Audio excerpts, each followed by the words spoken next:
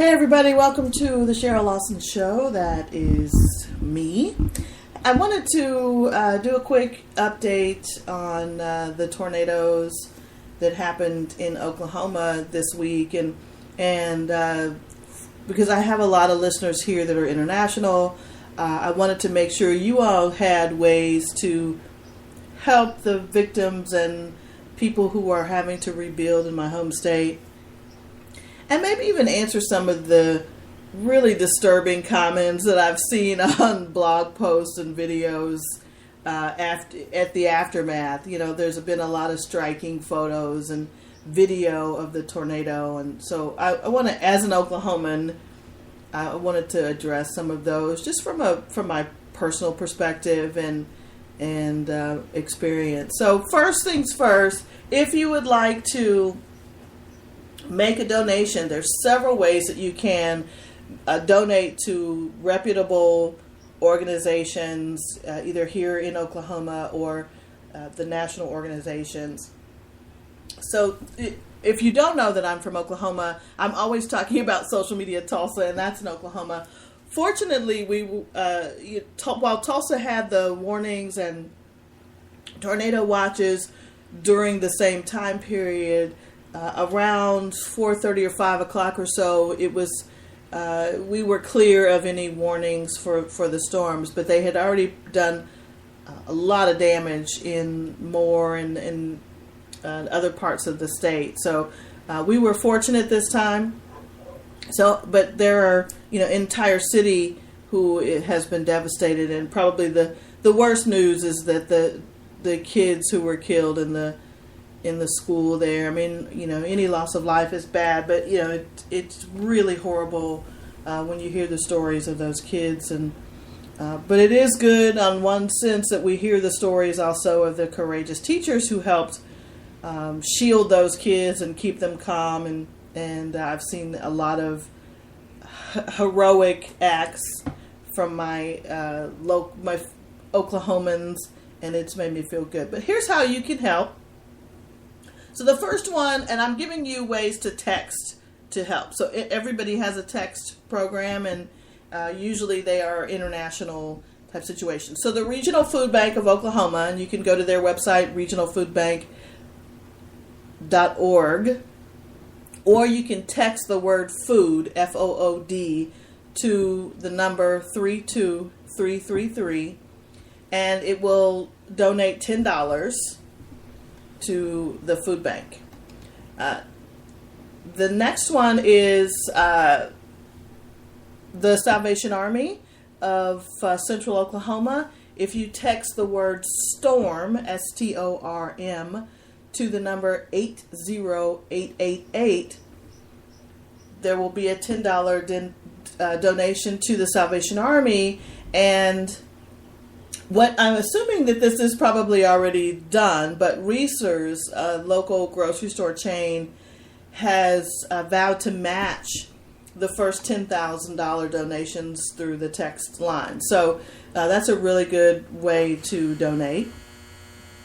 And then, of course, if you'd like to donate to the Red Cross, you text Red Cross, one word, REDCROSS, to the number 90999. Again, a $10 donation will be made to the Red Cross. And what happens when you do one of those text donations, you send the name to that number. You'll get a confirmation that asks you to verify that you want to donate. So don't just do it and walk away. It needs you to agree. Some of them will have you text yes or some other word to verify that you want to make the donation, and then it'll send you a confirmation text. So don't be alarmed with the multiple ones, but it is a process to get the $10 text sent. So there's been a lot of, you can also see those, we had a meetup Thursday morning. One of the local restaurant groups, the McNally's group, has 6 of their restaurants here in Tulsa, and I think they also did it in Oklahoma City, where each of the restaurants donated either a particular service, breakfast or lunch, and then one of the places did a benefit concert. So one of our members suggested, hey, Cheryl, this is a good idea for a meetup, which it was. What we like to do at Social Media Tulsa is help out where we can as a social media group and help whatever is already happening to boost it and give it some of that social media buzz and attention that it deserves. And so thanks to Danica for even showing us the McNally's piece. And so what we did was Dilly Deli, a local, one of the restaurants in the McNally group, did all of their proceeds from this past Thursday went to the Arc of Aid, to the tornado relief funds. So we held a meetup there. We had about 14 or so people there. But what was really interesting, and I had this idea just from searching through all of the photos, I saw one of Adam Levine from Maroon 5, and it was a paparazzi photo, but he was holding up a sign to text Red Cross to 90999, and I thought that was just brilliant. So that's what we did for our meetup. I asked everybody to create a sign to show people how to help. And, pictures go far in social, and everything is picture-based. So we had some families come with their kids, and they're just adorable. You have to go over to the Facebook page to see them. And they made signs. One of our members made a sign on the spot. I brought some crafts and stuff so people could make signs. I made a sign that I wish I could attribute to one of the kids, but it was mine. But it was a way to, one, when we ate our breakfast, we were donating and helping, and two, we were creating content that could then be spread so people who weren't at the breakfast could see, oh, this is great, I can just text, and you don't feel like you can't do anything. And I think that's, in the wake of a disaster, that is probably the worst feeling, is that feeling of helplessness and that you can't be of any assistance. One person can't do it all. Well, $10 means a lot to somebody who has nothing or who has lost everything. And when you combine it with these organizations who are on the ground helping out and doing the work, then you can say that you did a part. So make sure you go over to facebook.com/socialmediatulsa and take a look at the signs that mostly that the kids made. I think they were the cutest ones, but also the ones that our members made too. And please make a donation. The last part I want to talk about on this subject is some of the comments that I've seen on posts from people not from Oklahoma. And they are very similar to the same comments that I see when there's an earthquake in California or a fire in California or a mudslide in California or a hurricane in Louisiana or Texas or someplace where there's Florida where there's a hurricane. Everybody asks, well, why do you live in that place? And why would you rebuild there? And or why weren't you better prepared? And the better prepared I'll address now. We have tornado warnings from, I grew up here and I've lived in a lot of those other places that have other storms. But from about the end of April to maybe early June, and this is years ago numbers, now we're seeing tornadoes and tornado activity a lot earlier in the year. But, we have tornado warnings and thunderstorm warnings and watches go on all the time. And we're all prepared, and there are standards and methods to being prepared for a tornado. Our next door neighbor growing up had a storm cellar. And so that was our worst case scenario. I don't think we ever had to go into the storm cellar. Maybe once or twice, I remember as a kid being in there. But my parents stayed in the house. And, we have our standard procedure right now. Behind my couch, my house is a blanket, a clock radio, a flashlight. I mean, we have supplies that, if it happens, there are certain things that you do. You know, the kids were behind the couch, the adults were in the bathrooms, and that's just where we're trying to go and do in the event of a storm or when the warnings and watches. There's also, in just about every city, I think now in Oklahoma, the alarm system. So if there is a tornado in the area, you'll hear the sirens go off, and they're pretty robust sounding sirens. So there's no way, nothing that you could be listening to is louder than those sirens, especially the ones that are going off in your neighborhood. And those are the alerts that are saying, take cover now. Now with Google and all of the major cell carriers are also doing alerts. I remember a few weeks ago, my phone was giving me alerts, both on my Google phone and on the Verizon BlackBerry phone. I was getting alerts from every single thing. So we are notified, and we do have procedures. But I will tell you, this F5, I've never seen anything like how big this storm was, how wide it was, and then how slow it moved across the area. I mean, it usually a tornado will touch down, boom, in one spot, and then it goes away.